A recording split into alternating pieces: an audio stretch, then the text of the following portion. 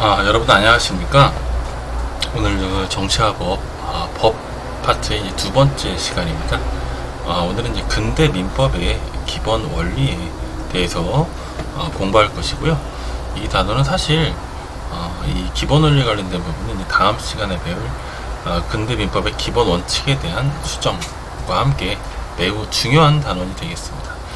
반드시 이와 관련된 내용 잘 숙지하고 계시길 바라겠습니다. 지난 시간에 배웠었던 거 잠깐 한번 복습을 해볼게요. 지난 시간에 배웠었던 것 중에 첫 번째는 이제 민법의 의미가 무엇인가에 대해서 배웠고요.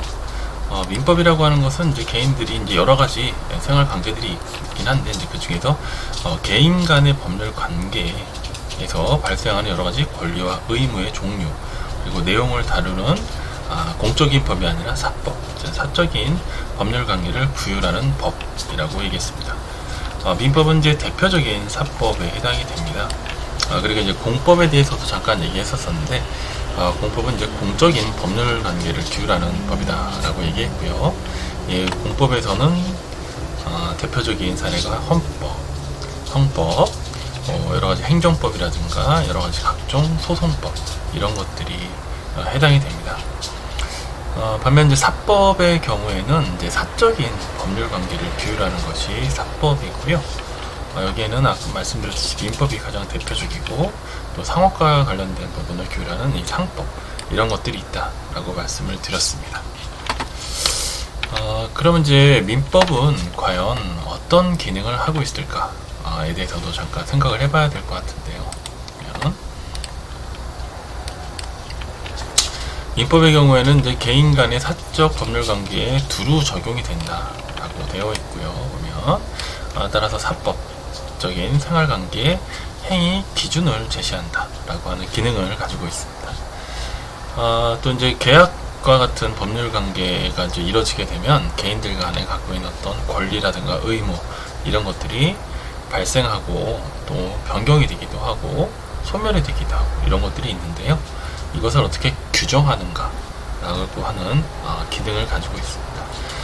그리고 이제 민법 저번에 배웠을 때 민법을 이제 굳이 좀 1118조라고 하는 어마어마한 분량이긴 한데 굳이 좀 나눠 본다면 총칙하고 재산법 그리고 가족법 관련된 부분으로 크게 봐서 그냥 그렇게 얘기해 볼 수 있다라고 하는 거고 또 사실 개인들이 갖고 있는 어떤 법률 관계에서 개인들의 생활이 좀 직접적으로 영향을 미치는 대표적인 사례가 이제 가족관계의 구성이라든가 또 재산관계가 어떻게 되는지 이런 것들이 되기 때문에 주로 이제 가족관계라든가 재산관계를 규율한다라고 하는 그런 내용이 있습니다.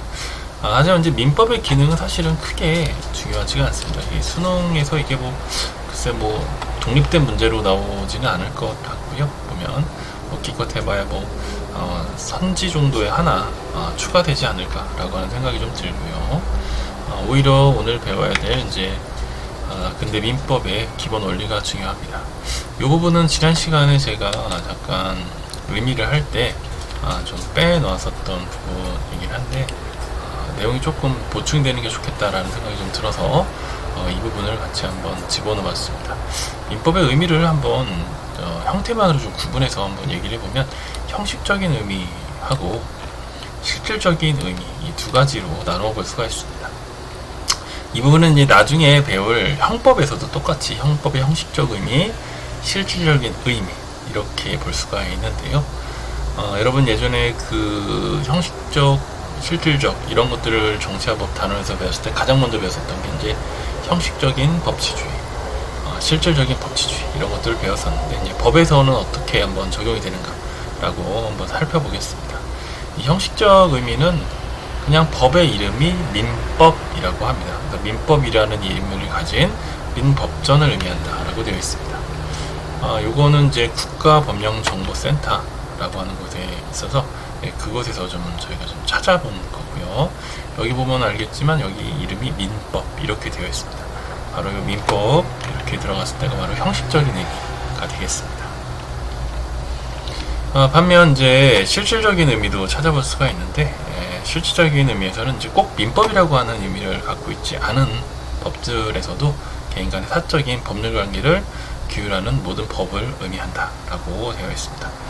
예를 들어서 뭐 주택 임대차 보호법 이런 것들 사실 따로 법의 이름은 좀 되어 있지만 실질적인 의미에서는 개인 간의 사적인 법률 관계, 뭐 계약 관계가 되죠. 그러면 이런 사적인 법률 관계를 규율하는 모든 법도 일종의 넓은 의미, 실질적인 의미에서의 민법이라고 볼 수가 있습니다. 근데 이제 법의 근원을 한번 좀 찾아보면 우리나라 민법 제1조 법원, 그러니까 법원은 이제 그 재판하는 법원 이런 게 아니라 이 법의 근원이 되는 걸 한번 찾아보면 이렇게 되어 있습니다. 민사에 관해서 만약에 법률에 규정이 없으면 관습법에 의하고 관습법이 없으면 조리에 의한다 라고 되어 있습니다. 보면 여기서 이제 조리라고 하는 것은 이제 뭐 일반적인 사람들의 상식적인 뭐 합리적인 판단 뭐 이런 정도로 생각을 하면 될 것 같습니다. 이렇게 꼭 민법이라고 하는 이름이 붙어지지 않았지만 그 행위의 그 내용을 잘 보면 개인 간의 사적인 법률 관계를 규율하는 그런 경우에도 이제 민법이라고 합니다. 근데 이제 우리가 지금 여기서 얘기하는 것들은, 교과서 배우는 것들은 사실은 이제 실질적 의미보다는 형식적인 의미로서의 민법의 내용들이 무엇인가, 이걸 교과서에서는 더 이쪽 부분에 좀 치중해서 공부를 하게 됩니다.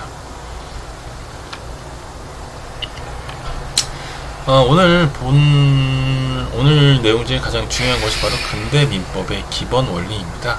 그러면 이 근대라고 하는 그 얘기를 우리가 정치화법 시간에 가장 먼저 배웠었던 건 이제 근대 시민혁명에 관련된 부분이었었죠. 네, 잠깐 기억을 좀 되살려보면 근대 시민혁명이 왜 나왔는가 잠깐 생각을 해볼 필요가 있습니다.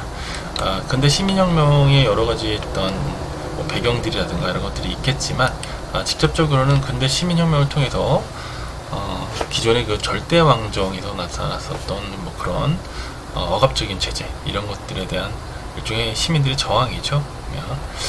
그래서 근대 시대를 따져보면 개인주의와 자유주의가 만난 그런 시대라고 볼 수가 있습니다. 그리고 이제 근데 시민혁명을 촉발시킨 여러 가지 사당적 배경 중에는 이제 뭐 사회계약설, 천부인권설 등도 있지만 계몽주의라고 하는 것들도 있습니다. 그러면 계몽주의와 관련된 부분은 일종의 합리주의적인 성격하고도 좀 연결이 되어 있다라고 볼 수가 있습니다. 개인주의, 합리주의 이런 것들이 기본적인 이념이 되고요. 그래서 이제 근대 민법의 기본적인 원리를 한번 따져보면 세 가지 경우로 나누고 있는데, 첫 번째는 사유재산권의 존중이라고 볼 수가 있습니다. 그런데 여기에 보면 가로치고 소유권 절대 원칙이라고 되어 있습니다. 이 두 가지 이름을 전부 다 알고 있어야 합니다. 두 번째는 사적 자치의 원칙, 사적 자치 원칙은 다른 말로는 계약자의 원칙이라고도 부른다라고 할 수 있고요. 맨 마지막에 과실책임의 원칙, 과실책임 원칙은 자기 책임의 원칙이라고도 얘기를 한다라고 볼 수가 있습니다. 이 용어가 뜻하는 것, 그리고 의미가 뜻하는 것, 이것은 전부 다 꼭 숙지하고 있어야 되는 개념입니다. 먼저 사유권 존중의 원칙, 사유재산권 존중의 원칙을 먼저 좀 살펴보겠습니다. 이 사유재산권 존중의 원칙은 소유권 절대 원칙이라고도 합니다. 소유권 절대 원칙. 근데 이게 왜 나왔나 보면, 일단 의미를 살펴보면 개인이 소유하는 재산의 사적인 지배를 좀 인정한다라고 하는 뜻인데, 그것만 인정한다라고 하는 걸 떠나서 뭐냐면 좀 더 깊게 생각해보면 국가 혹은 다른 개인, 예를 들어서 뭐 귀족이라든가 뭐 힘센 사람들, 이런 사람들이 이런 개인들이 갖고 있는 사적 지배에 대해서 함부로 간섭하거나 제한하지 못한다라고 하는 것이 기본적인 의미입니다. 근데 이제 사적 재산권, 즉 내 소유권을 갖고 있다라고 하는 것은 당시에는 자유로운 경제활동이 보장된다는 것이고, 자유로운 경제활동의 결과 얻어진 재산의 권리를 인정하겠다라고 하는 의미를 가지고 있습니다. 근데 이제 왜 이거를 소유권 절대 원칙이라고 하느냐, 그냥 사유재산권 존중 이렇게만 해주면 되는데, 근데 왜냐면 사유재산 중에 가장 핵심적인 내용이 바로 소유권입니다. 내 것을 보장해 준다라고 하는 소유권이 좀 그 내용의 핵심이 되기 때문에 이를 다른 말로 소유권 절대 원칙이라고도 얘기한다 라고 볼 수가 있습니다. 아까 얘기했듯이 그 사유재산권 존중의 원칙, 소유권 절대 원칙, 이 용어 두 개는 반드시 다 알고 있어야 되고, 이것이 갖고 있는 의미, 굳이 따져보면 이쪽이 조금 더 중요할 것 같은데요. 국가나 다른 개인이 이를 함부로 간섭 제한을 하지 못한다라고 하는 내용, 이 부분이 상당히 중요한 내용이니까 꼭 알고 있어야 될 것 같습니다. 두 번째는 사적 자체 원칙입니다. 다른 말은 이제 계약 자의 원칙이라고도 하고요. 의미는 이제 개인이 각자의 자율적인 판단 하에 법률 관계를 형성한다라고 되어 있습니다. 당연한 얘기죠. 그러면 이제 다만 이제 다음 시간에 볼 때 조금 그렇지 않은 경우를 좀 살펴봐야 될 것 같습니다. 예외적인 부분이 좀 있는데 어찌됐건 사유재산의 취득, 변경, 소멸 이런 것들의 어떤 행위가 있을 때 그 행위를 하는 것에 대한 자유를 보장한다 라고 되어 있습니다. 근데 여러분들 이제 개인 간의 법률 관계를 할 때 이제 가장 대표적인 것이 바로 계약이라고 합니다. 여러분들은 사실 알게 모르게 우리가 의식하건 의식하지 않건 간에 상당히 여러 군데서 계약을 하고 있습니다. 예를 들어서 일종의 온라인 쇼핑몰 같은 데서 물건을 산다 라고 할 때도 회원 가입할 때라든가 이런 것들 보면 약관들도 있고요. 보면 그리고 이제 물건 계약한다 라고 하는 것도 이제 그 부분에 대해서 소유권을 이전한다 라고 하는 부분이 있는데, 그것도 일종의 여러분들이 비록 계약서에 사인한 거 아니지만 그래도 여러분들의 스스로의 판단하에 물건을 구매한 것이기 때문에 일종의 계약 관계가 성립됩니다. 그래서 개인 간의 법률 관계 중에 그래서 이제 가장 빈번하면서 대표적인 것을 계약이라고 할 수가 있는데, 그래서 이를 따서 계약은 자율적인 판단하에 이루어진다라는 의미에서 계약 자의 원칙이라고도 한다 라고 하는 부분 반드시 숙지하고 계십시오. 맨 마지막은 과실 책임의 원칙입니다. 이 과실 책임 원칙은 자기 책임의 원칙이라고도 하고요. 그러면 의미는 고의나 과실에 따른 위법한 행위로 타인에게 손해를 미친 경우에만 책임을 진다 라고 합니다. 예를 들어서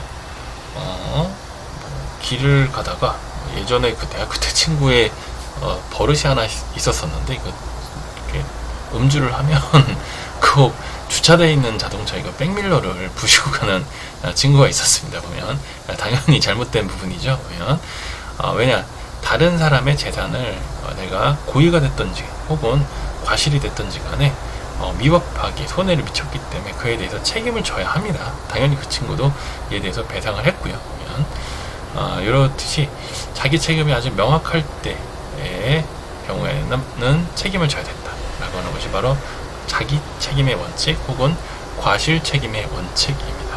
근데 이제 고의나 과실이라고 하는 말이 나오는데요. 보면 그 고의라고 하는 말은 이제 이렇습니다. 자기 행위의 결과를 인식하면서, 즉 알면서도 행하는 심리 상태입니다.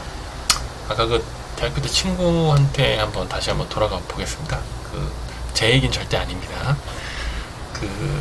술을 안 먹고 멀쩡한 상태에서 보면 백미러를 부셨다, 손으로 쳤다 라고 백미러 떨어지죠.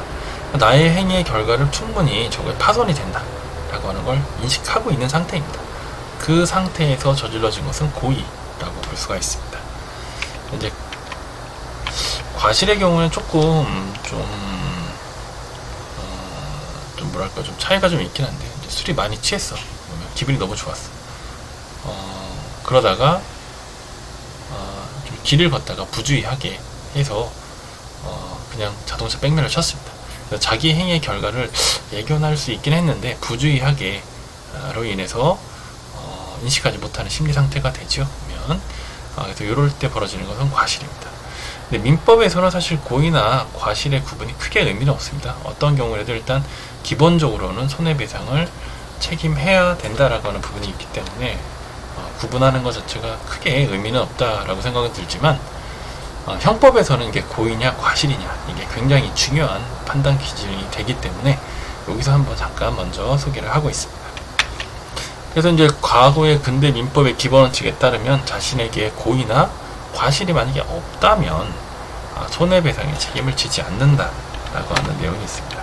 이 부분이 상당히 좀 중요한 내용이기 때문에 잘 알고 있어야 되는데, 이게 다음 시간에 배울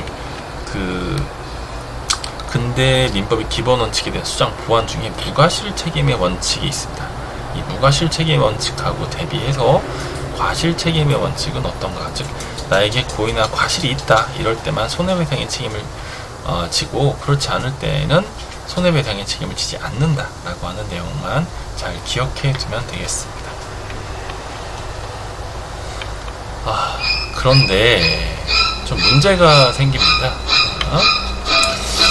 자본주의가 많이 발달하는 과정에서 근대민법의 기본 원칙이 갖고 있는 것이 문제점들이 좀 많이 발생하게 되는데요. 따라서 다음 시간에는 이 근대민법의 기본 원칙이 자본주의 발달에 관해서 어떻게 수정되고 보완되고 있는지 이에 대해서 알아보도록 하겠습니다.